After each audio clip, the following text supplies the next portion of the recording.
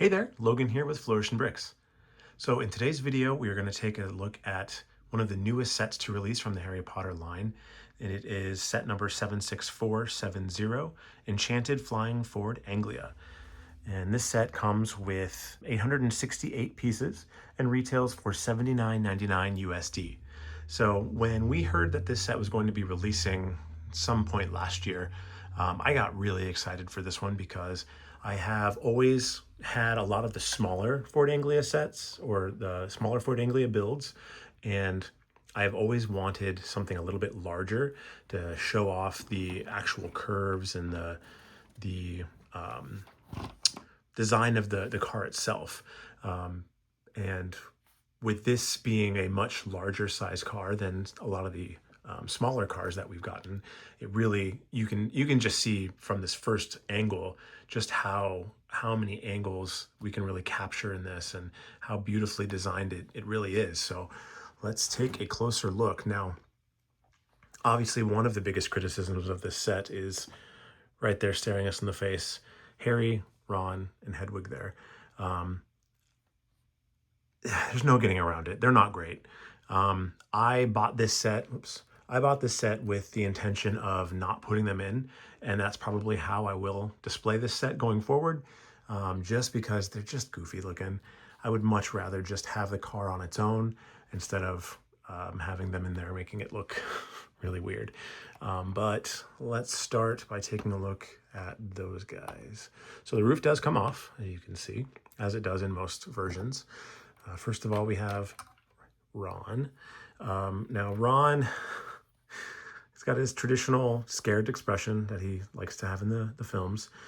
They are in this permanently seated position because they're not really going to be doing anything other than that. They're not like minifigures where they may need to be posed in other ways. The face sticker wasn't too bad to put on, as most stickers aren't. But yeah, that's Ron. We also have, of course, Harry, same pose, different expression, more of a anxious Harry expression than as frightened as Ron is. Again, can't be moved from this position or pose. And yeah, little odd expression. Then we've got Hedwig at the back here.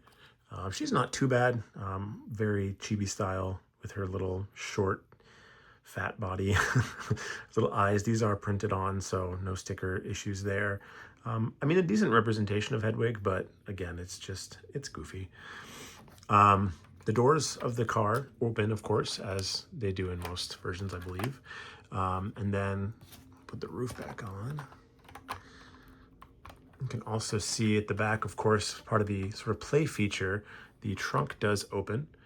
Or the boot, as it may be called. And then there is a trunk inside as well. This is really just a prop. This doesn't open or anything. It's just a brick-built trunk with the Hogwarts logo on the top. That is a sticker. It's a square sticker, so not difficult to put on, a rectangular sticker rather. And it just slides back in here. Again, part of the play features of this is that the trunk is supposed to pop open and the trunk is supposed to come out. So there is actually a long plate that runs through front to back that allows you to operate it. So the doors open like that when you push and the trunk opens up. You're also supposed to like be able to pop it out. The trunk is supposed to be able to like pop out if you do it fast enough. I've not yet really been able to get that to happen. But when you since this is fully connected from front to back, the gear shift inside here, you can see right in here, difficult with the roof on, little gear shift there, that also moves back and forth as you pull the license plate and bumper there. And then again in the front, it also does the same thing, pushes in and out. So you can control the ejecting function from front or back. So if I were to, let's see here, push that back in, it's a little finicky sometimes. I could actually pull it from the front, kind of, and open it up. I just pulled the bumper off. So a little finicky, as I said, to get everything to work as intended, but a cool little play feature nonetheless. I think in most cases, you're probably going to be Doing this from the back anyway, just pushing it on the bumper, opening up the car doors. And again, so now with the characters out, you can really see the shaping. It's got a decent, the seats aren't anything special. It's just black seats, and you're having, it's a hard time to, it's hard to see the seats there very well. And then the back seat, there really isn't one. It's just a ledge that Hedwig was sitting on. And then again, interior, you can see the gear shift, the steering wheel, the little radio, all of that. Got the license plates as usual, exhaust, little handle for the trunk there that you can use to open it if you choose. Taillights look great.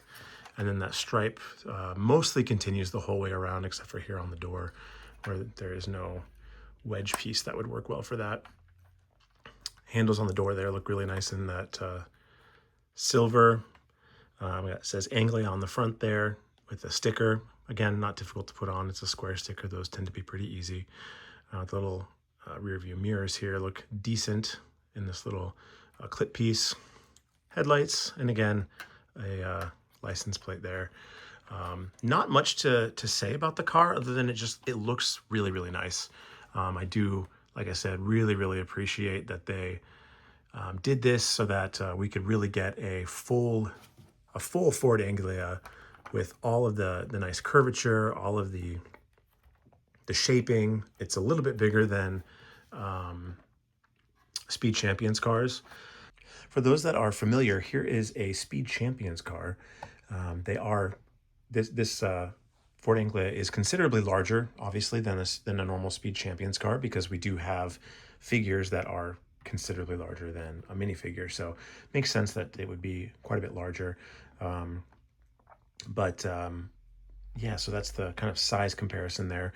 In terms of the actual dimensions, so it measures 3.5 inches tall, or 9 centimeters tall by 9.5 or 25 centimeters long, and then 4 inches or 10 centimeters wide. So that's kind of the dimensions. Again, much larger than a normal Speed Champions car, but not quite as large as the larger, much more expensive cars that Lego does. So that's pretty much it for this review today. Honestly, there's not much to go over. It's a car, but I'm so glad that we got the Ford Anglia in a larger size so we can really, again, capture all those beautiful details of the car itself, get all those angles, those curves, and just really makes a beautiful display piece. Let me know your thoughts below, what you think about this set. Are you planning on picking it up? Have you picked it up already? Have you built it yet? I'd love to hear what you have to say about the set and your thoughts on the build experience and all of that. Otherwise, be sure to like and subscribe, and check me out on Instagram if you feel like doing that. Otherwise, have a great day, and I'll see you in the next one.